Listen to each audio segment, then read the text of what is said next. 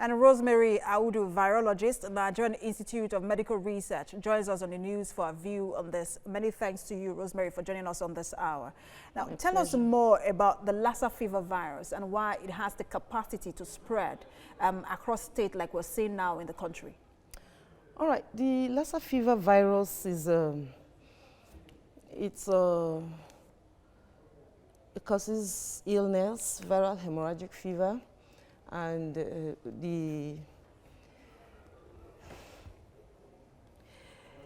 it infects people. It's all over in the country right now. Many people have come down with it, and we have 4 strains. 3 of them are in Nigeria.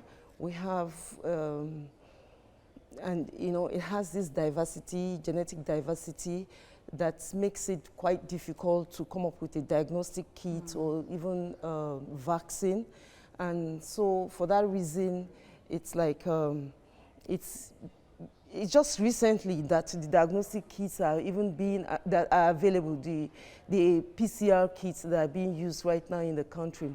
And but what is it with the virus that makes it spread so rapidly? Because we're seeing in Kano, in Edo, in Kogi, states are now reporting cases. Yes, the issue is we haven't known all that there is about the virus. There's still a lot to be done. Just like I said, because of its diversity and because it's majorly within this sub-region, it's not much of a problem in the West. And so funds for research is not readily available with so many challenges. So there's still much to study about the virus. However, even though we are seeing an outbreak right now, it occurs all year round.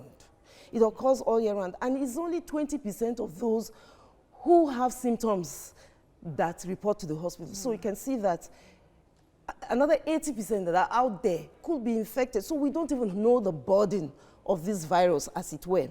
And for us in Nigerian Institute of Medical Research, for instance, we have decided to conduct a study to even check amongst the populace what's the prevalence. And we find out that there are some people who are infected. Those carrying the virus, active carriers, could also be transmitting this. We also checked those who have been discharged from the hospital, treated, discharged from the blood sample, nothing again. However, we found some others who are still carrying the virus in the semen, in breast milk. So transmission is still going on.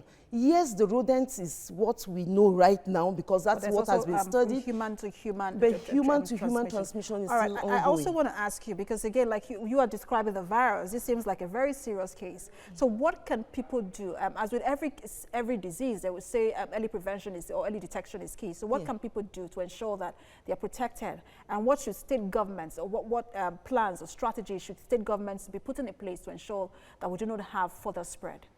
All right, I think this prevention will be in 3 phases. For the general populace, of course, environmental sanitation is key. And then personal good health hygiene. We just have to take care of that.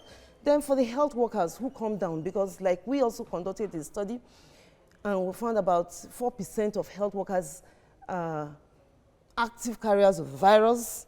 Of course, because of the interaction with those who are infected, and about 20% of them have previous exposure, so seem to be protected.